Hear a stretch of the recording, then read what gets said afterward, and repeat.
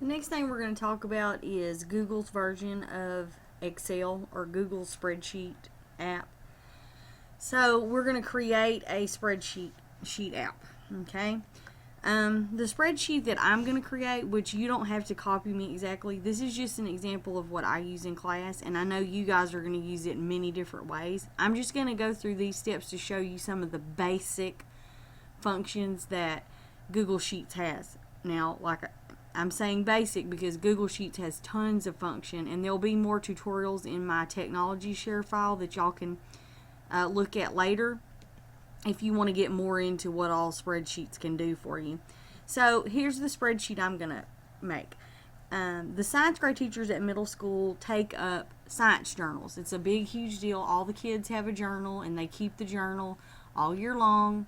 It's a test grade. We take it up several times during the 9 weeks, and we keep a record of what they make on each journal check, and that is averaged together for a test grade. So basically, it's a make or break thing for some kids. I like to put my science journal grades in at the end of the 9 weeks.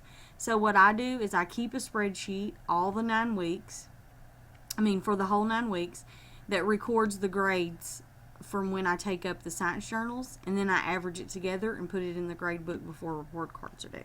So I'm going to make that for you to show you how I do it. This that I'm making, I certainly don't want to be in this folder where I'm at right now, because this folder, remember, is going to be shared with all of your students later. So since it's going to have people's grades in it, I don't want them to see it. So I'm not going to put it in this folder, and I'm not going to put it in this folder. This is the folder that we're going to share with all of our coworkers, all of us, just because y'all don't care what my kids make on their science grades. So I'm going to click My Drive, and I'm going to make a new folder called Journal Grades, and I'm going to hit Create. Now this folder is just in my drive, and now I'm going to go into it, and this is where I'm going to make my spreadsheets to keep up with the grades. So I'm going to hit Create Spreadsheet, and the spreadsheet that I'm going to make now is the first 9 weeks journal checks. So this is where I'm going to record all of the grades from when I check my kids' journals the first 9 weeks. Okay, I got to set up my sheet now.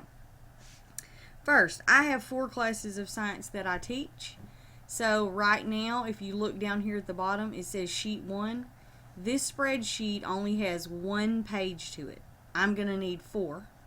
So to do that, it's really simple. I just hit Add a Sheet, and Sheet 2 pops up. Add a Sheet, Sheet 3, Add a Sheet, Sheet 4. And then I want to name these: first period, fourth period, 7th period, 9th period. So I'm going to click this little arrow beside Sheet 1, and I'm going to hit Rename, and I'm going to call this one First, I meant to capitalize my P, period. Then I'm going to do Sheet 2, rename, it's going to be 4th period. Sheet 3 is going to be 7th period, cannot type. And Sheet 4 is going to be 9th period. Alright, so now I have 4 pages, 1 for each of my classes. You know what page you're on because the page you're in it'll look a little bit bigger, and it'll be white, and the others are kind of grayish. You can also change the colors of these tabs. I paused and moved my screencast window down so you can see how this one's like white and it looks bigger. That means I'm in that page. You can change the colors of the tabs too. You just go over here, pick green. Some people like visual. I'm not really that picky about it, but if it helps you, by all means, change your color tabs. Mr. Crenshaw loves to change the color of folders and tabs. Oh, I made that the same color. Let's change that to, oh Lord, orange. Okay. Now, I'm going to click first period, and now I'm on the first period sheet, and now I need to do some column headings for what I'm going to check. So on my sheet, I want the student's last name, I want the student's first name, I want journal check number 1, journal check number 2, journal check number 3, and an average. Okay? Now if you look close, you see how I ran out of room there? Real easy to fix. You just move your cursor up to the top of the column and get that little blue line, click and hold, pull it over. Okay? So if your columns that you did are smaller, just adjust them so that you have enough room. Okay. Now right here is where I would go to gradebook. We can't do that unfortunately today because everything's not squared away in gradebook just yet. But you can go to gradebook in your classes and you can export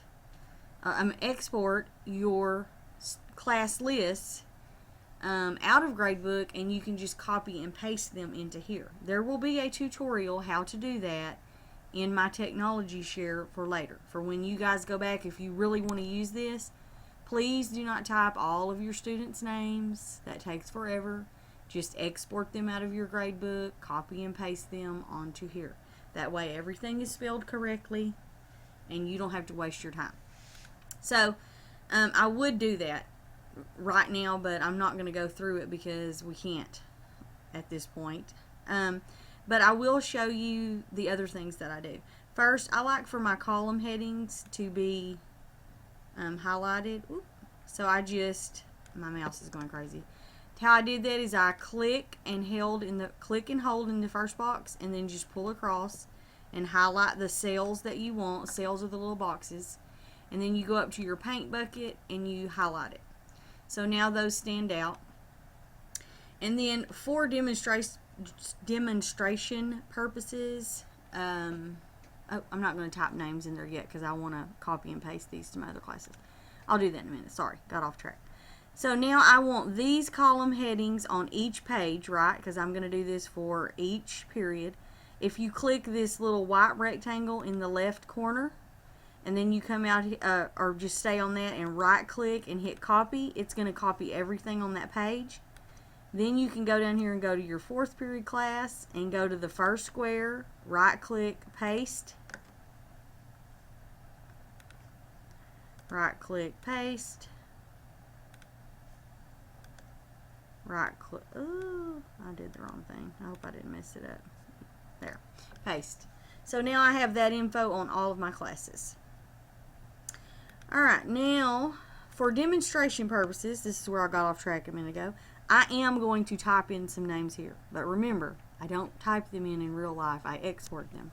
So I'm just going to say Jones, Johnny,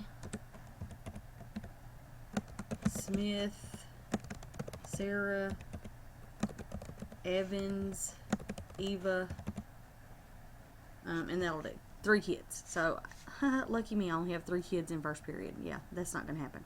So anyway, while we're pretending, let's say that I took up the journals for the first time. Journal check number 1, and Johnny made 83, Sarah made 92, and Eva made 71. Then I took them up, journal check number 2 later on down the line, 87, 88, 84, I'm just making up grades, and journal check 3, 52, 99, 76. Alright, so there's the grades. Now it's getting close to gradebook time, and I want to put the average of all my journal checks in the gradebook as a test grade. So the average needs to go in this column, so I click in this column, and then I go up to insert,